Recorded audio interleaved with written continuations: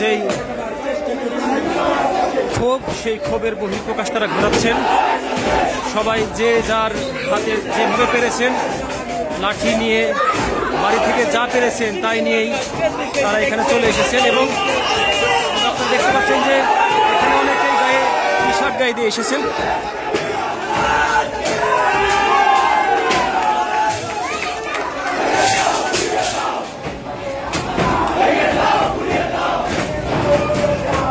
আমরা সর্বশেষ অবস্থান জানাচ্ছি, আপনারা একুশে টেলিভিশনের সাথে থাকুন সর্বশেষ অবস্থা জানার জন্য। ইতিমধ্যেই এর আগে যে ঘরের রুমগুলো ভাঙা হয়েছে সেগুলোর অবস্থা দেখতে পাচ্ছেন,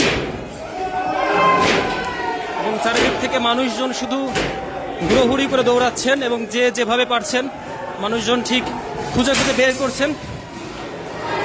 ভাইয়া, আপনার সাথে একটু কথা বলতে চাই।